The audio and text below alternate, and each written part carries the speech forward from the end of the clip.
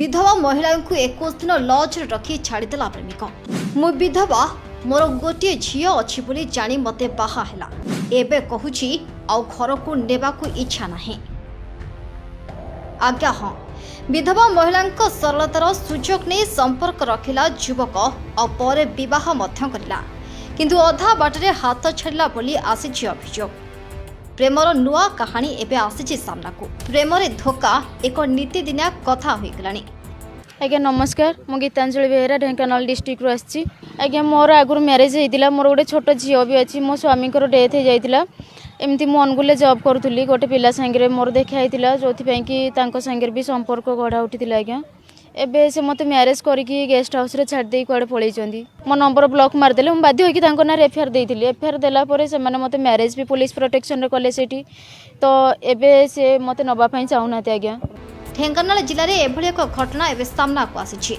जड़े विधवा महिला को प्रेम कर अनेक दिन रखा पर बह करते दीपक नामक युवक और भुवनेश्वर में एक लॉज रे 21 दिन रखा पर छाड़ी एवं कुआड़े चली जाइछंती और विधवा महिला गोटे 9 वर्षर झील अच्छी बोली जमापड़ी।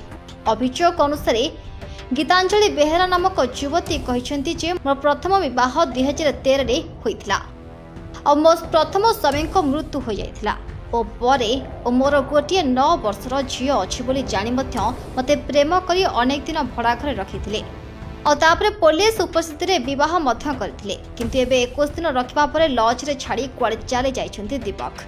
तो पुलिस कौन से एक्शन नहीं नांती, एसपी ऑफिस भी जाइए, पुलिस रो द्वारस्थ भी होइछि, से माने को मो कथा जम्मा भी सुनिलेनी। मु एबे चाहूछि कि मते न्याय दिया जाऊ, कहीं ना सी मु कहे कारण तुमे जति चाहू नथिलो मैं तो मैरेज करिया पई, तो 2 मास गोटे मास जेतोळे बाहागर हो गला तो सेठी मना कर पारथंता कि मु हां तोर गोटे छोट झियो अछि, मु तो मैरेज करिबिनी। पुलिस प्रोटेक्शन रे मैरेज करिकि छाड़ीबार माने कोन? तेबे गीतांजलि कहछन्ती जे दीपक एबे मते घर को नेबा को मना करूछन्ती। से कहछन्ती कि मते एते दिन रखिबा परे काहे के छाड़िला, यदि छाड़ीबार थिला मते पुणी काहे के विवाहर लोभ देखाई मो सहित संपर्क रखिथिला। एबे मो झियो आ मु कोन करबो, घर को फेरिबा को आम घर लोक मना करूछन्ती। ए बयस रे गोटे छोट पिला को नै किपर रहिबे। गीतांजलि कहछन्ती कि मु मेडिकल रे चाकरी करी तांको अनेक टंका मध्य देछि और सब परे से मते विवाह करबा को कहिथिले और कहिथिले कि मो झियो को से बापार परिचय देबे, किंतु एबे हठात 21 दिन रखिबा परे मते छाड़ी कुआडे चली जाइछन्ती। डस्टबिन कर सारे झील मान गोटे टेडी बियर कर सारे आईटा जनमान्यता निश्चय भाव तदंत कर पाखे पहुँच। राउत जनमान्यतार सभानेत्री देखिपे युवक मैंने कौ टाइप गेम खेलुंट।